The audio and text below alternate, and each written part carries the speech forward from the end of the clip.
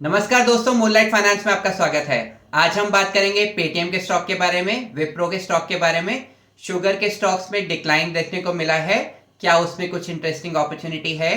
Wedding season के stocks के बारे में डिस्कशन करेंगे। कुछ शॉर्ट टर्म और लॉन्ग टर्म की इंटरेस्टिंग अपॉर्चुनिटीज हैं, तो बने रहिए एंड तक।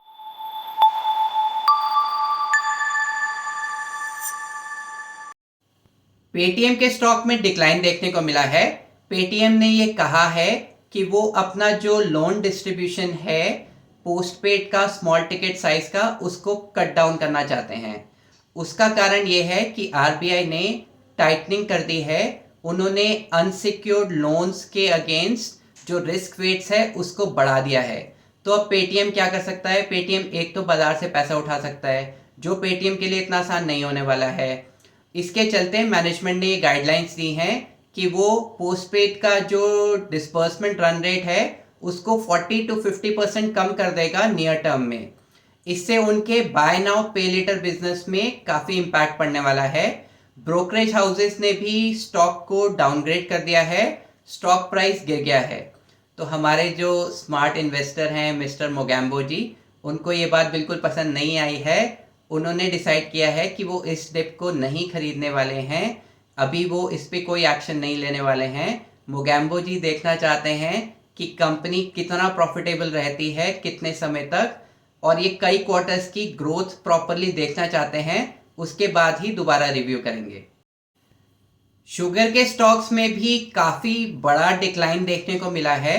उसका कारण ये है कि सेंट्रल गवर्नमेंट ने ये डायरेक्ट किया है शुगर मिल्स को कि वो शुगर केन को शुगर प्रोडक्शन के लिए यूज़ कर सकते हैं, एथेनॉल प्रोडक्शन के लिए यूज़ नहीं कर सकते हैं। ये शॉर्ट टर्म डिसीजन है, लेकिन ये काफ़ी बड़ा डिसीजन है। इससे क्या होगा? शुगर की प्रोडक्शन बढ़ेगी और ये लाइकली है कि शुगर के रेट कम हो। इलेक्शन ईयर है तो गवर्नमेंट ये नहीं चाहती कि शुगर के प्राइसेस बढ़ें। गवर्नमेंट ये चाहेगी कि शुगर के प्राइसेस कम हो। इस तरह के वेरिएबल्स काफ़ी रहते हैं शुगर स्टॉक्स में। इसकी वजह से मोगैम्बो जी की कोई इन्वेस्टमेंट नहीं है शुगर स्टॉक्स में। मोगैम्बो जी इस शुगर की स्टॉक्स में जो डिप आई है उसको नहीं खरीद रहे हैं, उसको अवॉइड कर रहे हैं। विप्रो में एक और सीनियर लेवल एग्जिट हो गया है। चीफ ग्रोथ ऑफिसर स्टेफनी ट्रॉटमैन ने भी रिजाइन कर दिया है। अगर आप पिछले एक साल में देखें तो बहुत सारे सीनियर मैनेजमेंट में लोगों ने रिजाइन किया है।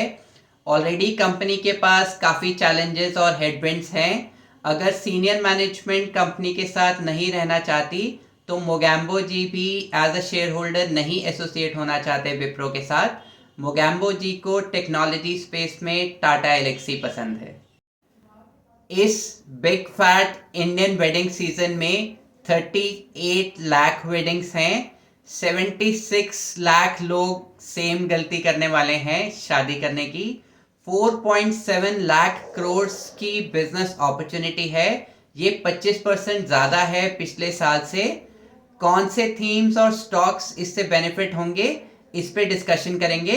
इससे पहले हम आगे बढ़ें, वीडियो अच्छा लग रहा हो तो वीडियो को लाइक कर दीजिए। चैनल में नए हैं तो चैनल को सब्सक्राइब कर दीजिए। हम जो भी डिस्कशन कर रहे हैं सिर्फ एजुकेशनल पर्पसेस के लिए है। आप अगर कोई इन्वेस्टमेंट डिसीजन लेना चाहते हैं अपने एडवाइजर से कंसल्ट करके अपना ड्यू डिलिजेंस करके ही लीजिएगा। जो पहला थीम है वो होटल्स का है। हमने ऑलरेडी देखा है कि लोग ज़्यादा ट्रैवल कर रहे हैं और होटल के रूम रेट ऑलरेडी काफ़ी बढ़ रहे हैं। वेडिंग सीजन से इसको और भी सहायता होगी। जो एवरेज रेवेन्यू पर अवेलेबल रूम है इस सेक्टर का, वो लाइकली है कि 15 to 20% ग्रो करे। इस सेक्टर ने ऑलरेडी 14% की ग्रोथ दिखा दी है एवरेज रेवेन्यू पर अवेलेबल रूम में in first half of this current fiscal year. और आने वाले समय में भी काफ़ी अच्छा ग्रोथ रनवे नज़र आ रहा है। जो स्टॉक आप स्टडी कर सकते हैं इस स्पेस में वो है इंडियन होटल्स कंपनी, जिसमें ताज का ब्रांड भी आता है। मोगैम्बो को इंडियन होटल्स कंपनी का स्टॉक पसंद है शॉर्ट टर्म या मीडियम टर्म के पर्सपेक्टिव से। लॉन्ग टर्म के लिए होटल्स में जनरली बहुत पैसा बनता नहीं है, क्योंकि वेरिएशंस आते रहते हैं, फ्लक्चुएशंस आती रहती हैं। तो इसको ट्रैक करना होगा, क्वार्टर ऑन क्वार्टर रिजल्ट्स को स्टडी करना होगा अगर आप इसमें लॉन्ग टर्म के लिए एंटर कर रहे हैं। जो दूसरा थीम है जिसको वेडिंग सीजन से बेनिफिट होगा वो है एयरलाइंस का। एयरलाइंस में काफ़ी डिफ़िकल्ट होता है पैसा बनाना। अभी तक काफ़ी प्रॉब्लम्स रही हैं एयरलाइन सेक्टर में। बहुत सारी एयरलाइंस बंद भी हुई हैं, जैसे जेट, किंगफिशर, बहुत सारे और नाम भी ध्यान में आ रहे हैं। इररेशनल कंपटीशन रहता है लो कॉस्ट एयरलाइंस का। कोविड जैसे इश्यूज की वजह से एयरलाइंस में बहुत प्रॉब्लम रही है। क्रूड प्राइस पे डिपेंडेंट रहते हैं, पार्शली रेगुलेटेड है गवर्नमेंट से, वॉलेटिलिटी रहती है एक्सपेंसेस में भी और अर्निंग्स में भी। तो एयरलाइन सेक्टर में इतनी सारी प्रॉब्लम्स रहती हैं, तो हम क्यों डिस्कशन कर रहे हैं।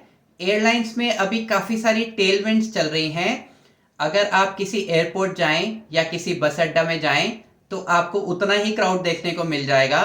अगर डेटा से जाएं तो जो नंबर ऑफ पैसेंजर्स ट्रैवल कर रहे हैं, अगर हम फर्स्ट हाफ ऑफ FY24 देखें तो वो 20% ग्रोथ है year on year.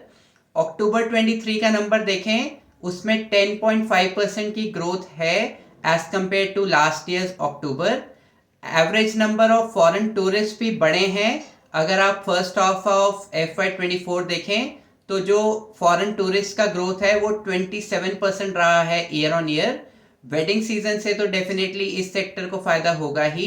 Otherwise also people are travelling more by air. Crude कम हो रहा है।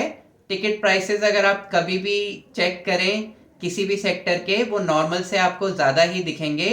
और बहुत सारे लोग जो रेल से ट्रैवल करते थे वो अब एयरलाइंस की तरफ शिफ्ट हो रहे हैं।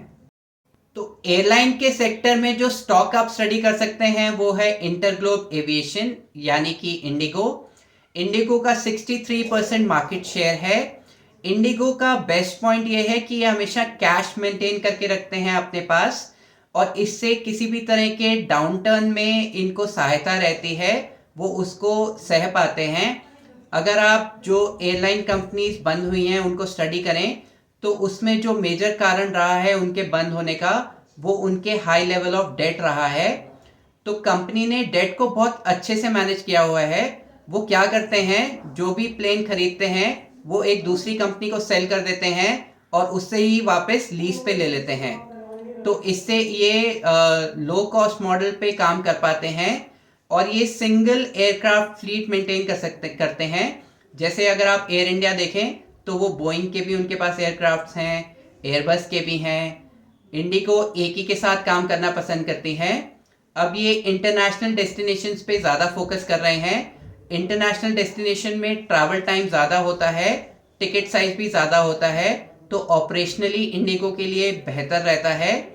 टाइटली इन्होंने वेरिएबल कॉस्ट को कंट्रोल किया हुआ है। इनका लोएस्ट कॉस्ट स्ट्रक्चर है इंडस्ट्री में, और ये लगातार नए फ्यूल एफिशिएंट एयरक्राफ्ट्स को लेते रहते हैं और पुराने एयरक्राफ्ट्स को डीकमीशन करते रहते हैं। अब कंपटीशन अगर आप देखें तो एक ही बच रहा है, टाटा। अगर आप एयर इंडिया और विस्तारा को कंबाइन कर दें तो इंडिगो के पास एक ही मेजर कॉम्पिटिटर है, टाटा। इंडिगो के बाहर देखें तो सारी एयरलाइंस लॉस मेकिंग हैं। तो मोगैम्बो जी को ये इंडिगो का स्टॉक काफ़ी इंटरेस्टिंग लग रहा है शॉर्ट टर्म और मीडियम टर्म पर्सपेक्टिव से। लॉन्ग टर्म के लिए इसको ट्रैक करना होगा, क्योंकि इसमें डिफरेंट पॉइंट्स इन टाइम्स में एक्सटर्नल फैक्टर्स की वजह से चैलेंजेस रहते हैं। तो अगर आप लॉन्ग टर्म के लिए एंटर होना चाहते हैं तो आपको इसको क्लोजली मॉनिटर करना होगा, बट शॉर्ट टर्म पर्सपेक्टिव से ये इंटरेस्टिंग अपॉर्चुनिटी लग रही है। और जो फाइनल स्टॉक है जो हम डिस्कस करने वाले हैं वो है टाइटन। टाइटन को वेडिंग सीजन से डायरेक्टली बेनिफिट होता है। ऑलरेडी तनिष्क हम देख रहे हैं वो लोकल ज्वेलर्स से मार्केट शेयर लगातार गेन कर रहे हैं। इन एडिशन वेडिंग सीजन में तनिष्क और कैरेट लेन की सेल्स काफ़ी बढ़ जाती है। तनायरा साड़ीज भी काफ़ी अच्छा बेनिफिट ले पाता है वेडिंग सीजन से, और वॉचेस सेगमेंट में भी ग्रोथ देखी जा सकती है। टाइटन एक बहुत ही शानदार शेयर है जो आप लॉन्ग टर्म के लिए स्टडी कर सकते हैं। हमने पहले भी टाइटन पे एक डिटेल वीडियो बनाया था, उसका लिंक डिस्क्रिप्शन में है। मोगैम्बो जी को ये स्टॉक काफ़ी पसंद है लॉन्ग टर्म पर्सपेक्टिव से। तो मोगैम्बो जी का क्या व्यू है, Q3 के जो रिजल्ट्स आने वाले हैं उसमें टाइटन के रिजल्ट्स अच्छे होने वाले हैं। इंडिगो के रिजल्ट्स अच्छे होने वाले हैं और इंडियन होटल कंपनी के भी रिजल्ट्स अच्छे होने वाले हैं। मोगैम्बो जी काफ़ी पॉजिटिव हैं इंडिगो और इंडियन होटल्स कंपनी को लेके for short term and medium term. Long term के लिए इसको ट्रैक करना होगा। लॉन्ग टर्म के लिए मोगैम्बो जी को टाइटन काफ़ी पसंद है। मोगैम्बो जी पेटीएम या विप्रो में बाय ऑन डिप्स नहीं कर रहे हैं।